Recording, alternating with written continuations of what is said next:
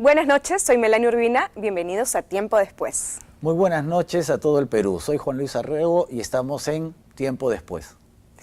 ¿Las creencias religiosas son únicamente heredadas o el hombre tiene una necesidad natural por creer en algo? Todavía perviven en nuestro país creencias que vienen desde la época prehispánica, la religión del Tahuantinsuyo. El día de hoy vamos a hablar de religiosidad popular.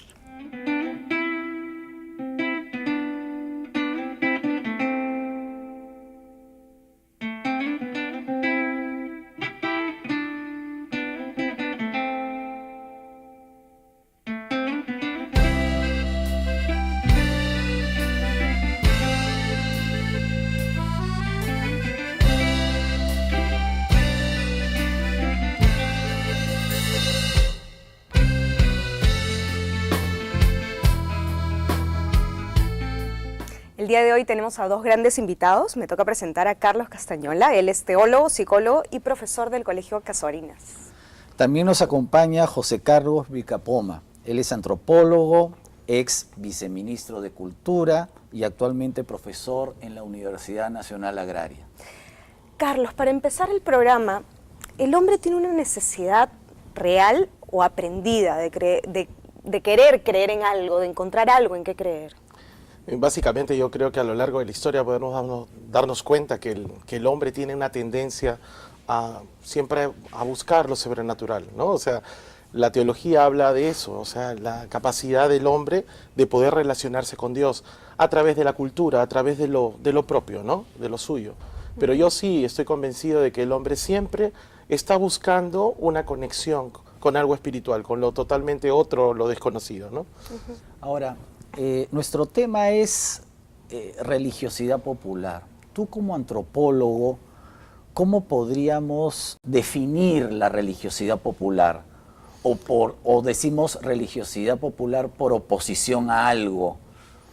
Bueno, en principio habría que situarnos y contextualizar el tema. Se habla de religiosidad popular a partir de después del siglo XVI, de la presencia hispana, porque sabemos que oficialmente la religión cristiana y el catolicismo se presentan aquí y encuentran la diversidad cultural, es decir, ni siquiera el incásico ha podido borrar las particularidades rituales y del sistema de creencias en el prehispánico. Entonces, cuando se sobrepone la religión, el catolicismo oficial, es que aparece una serie de manifestaciones peculiares o particulares de las culturas. Y entonces, a esa reinterpretación de la oficialidad cristiana es la que nosotros denominamos como religiosidad popular. Sí, una pregunta. Las primeras creencias del hombre, digamos, ¿siempre se relacionan con elementos de la naturaleza? Sabemos, de acuerdo al planteamiento de Emil Durkheim, podríamos decir que en efecto el hombre, como dice Carlos, el hombre por naturaleza tiene necesidad de creer en algo, en una situación trascendente, es decir, en una situación límite necesitamos creer en algo. Sin embargo, respecto ya a la precisión, es que en sus inicios, en efecto, lo que está en torno al hombre es la naturaleza. Si nosotros queremos ver lo que es, por ejemplo, el cosmos o incluso lo que es una reinterpretación a partir de las constelaciones, sabemos que Pegaso es una deidad para Grecia, mientras que la llama o la serpiente o el sapo para este lado del mundo, lo que significa que su vinculación con la naturaleza hará que se deifique o se totemice a partir de creer de que el origen de la vida o el origen de las familias está en un tótem, sea animal o sea un fenómeno de la naturaleza. El sol, por ejemplo, ¿no? Que es algo que en común a muchas culturas, ¿no? Además, cada ayllu, cada grupo étnico tenía sus propias divinidades, su propia pacarina, su propio lugar de origen, los incas, el lago Titicaca, es decir, la gente pensaba que podía salir de un lago, de un cerro, de una cueva. Pero si nos vamos un poquito más atrás, religiosidad popular es la práctica, o sea, viene dos vocablos, pero religiosidad y popular, o sea, son prácticas, el hecho de querer seguir determinados lineamientos propios de una cultura, de una religión, y popular es lo suyo, ¿no? Lo propio. Pero eso no solamente se da acá en el Perú, sino se ha dado a lo largo de toda la historia. Entonces, un poquito como que yo veo, si bien es cierto, cuando hablamos acá de la religiosidad popular en el Perú, tenemos que hablar de que dentro del Imperio Incaico también se han hecho una serie de recolecciones, información para llegar, por ejemplo, a la fiesta del Inti Raymi, ¿no? Han habido una cantidad de situaciones porque yo me imagino, ¿no?, que no solamente ha sido, el rito era de esa manera, sino que ha sido como el conglomerado de diferentes tradiciones andinas para llegar a esta fiesta tan importante que era, por ejemplo, el Inti Raymi, ¿no? Claro, y la religiosidad popular, digamos, ¿en qué momento se vuelve oficial y ya no es como de segunda categoría, por decirlo de una manera, sino es absolutamente oficial, como el Inti Raymi que hasta ahora no se celebra? Claro, así es. Si queremos hablar teóricamente, creo que respecto a lo que es religiosidad popular había que recordar al padre Manuel Marsal, claro, quien acuña por primera vez el término a partir de un sacerdote jesuita, antropólogo, que después español, que a los 16 años empezó a hacer su trabajo pastoral en Urcos, en el Cusco, y hizo todas las investigaciones sobre religiosidad popular. Y él es el que acuña, en efecto, que en las clases populares, incluso en estas contemporáneas, producto del proceso de migración, hay una reinterpretación. Básicamente no se cumplen los preceptos clásicos, por ejemplo, del catolicismo. En cambio, se usa la fiesta patronal.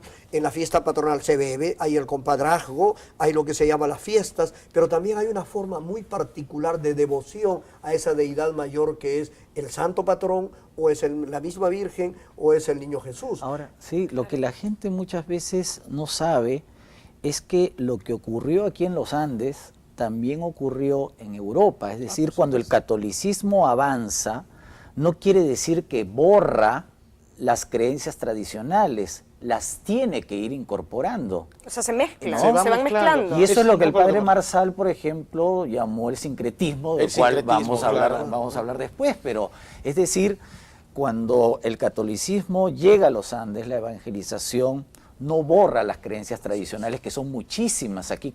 ¿Cuántos niveles de creencias o de divinidades había en el mundo andino prehispánico? Deben haber muchas, porque incluso la misma denominación de la deidad mayor, como es Apu Contixe Viracocha, el dios mayor en el incásico, es una superposición del dios Conti guanaquense, el Apu, que es una divinidad generalizada panandina para referirse a los dioses o huamanis que hay en los cerros, en el mundo andino, ya sea el Cusco con el Ausangate, o también en Ayacucho con el Sarasara, o en el Mantaro con el Huaytapallana, o así toda la vertiente panandina, y también el Viracocha, Huirajocha, para referirse a una deidad mayor como este elemento reluciente que va a los mares y que Allende regresaría. Entonces, allí mismo, hay una superposición en cuanto a la divinidad.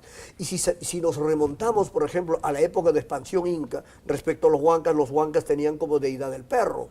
Por eso el famoso Huamampoma habla un poco despectivamente de los huancas en ese sentido, pero se sabe que incluso hasta hoy hay peregrinación al santuario del Huaytapallana y sacrifican un perro. Entonces, hay una serie de elementos superpuestos y cuando llega, en efecto, España también utiliza, por ejemplo, la fiesta del Santiago. Es la mejor demostración para decir que todavía lo que algunos antropólogos llaman o llamamos simbiosis, que hay elementos rituales al cerro, al que se le da una determinada mesa, un pago en la fiesta del Santiago, pero este señor que hace una mesada, lleva a esta deidad que se cree, al día siguiente está yendo a la iglesia del pueblo a dar su rito sacrificial al santo, al apóstol Santiago, que viene con España. Se coexisten y hay un proceso sincrético más allá. El sincretismo. Quería preguntarles a ustedes, porque hoy día la gente utiliza mucho el término huaca. Entonces ve una construcción prehispánica, por ejemplo en Lima o en otro lugar, es una huaca. Pero ¿qué cosa era una huaca en el mundo andino prehispánico? Es un lugar en el cual la gente iba a orar. Es un lugar sagrado. Es un lugar no sagrado. Necesariamente una construcción no es claro. arquitectónica. Nosotros llamamos huaca a veces porque la gente se está huaqueando, están sacando los huacos. Claro. Pero definitivamente lo que se hacía era llevar sus primicias, claro, ¿no? Llevar lo mejor que tenían y ofrecérselo al Dios. Claro, lo que la gente tiene que entender es que en la época prehispánica una huaca podía ser un cerro. Una huaca es un lago. Y generalmente, ¿no? Las piedras. Las piedras. Las piedras. Bueno, sin utilizar a Mircea Eliade cuando dice que la piedra golpea, siempre es un simbolismo universal, religioso, pero las piedras en promontorios grandes en el prehispánico fueron consideradas huacas, que ahora sí en efecto se ha generalizado para decir a todo lo sagrado, e incluso por una corriente, una tendencia casi turística, solemos llamar una huaca para decir este era un centro de adoración, pero sí sabemos que todos los monolitos o los dolmenes o menjires han sido elementos rituales. Incluso Selinka podía ser una huaca porque era un personaje sagrado. Era el intermedio entre el dios mayor, el intermedio y los humanos. ¿Y qué pasa con la costa, en la zona de la costa de la selva, que no se conoce tanto, digamos, pero acá hemos tenido, por ejemplo, Pachacamac, ¿no?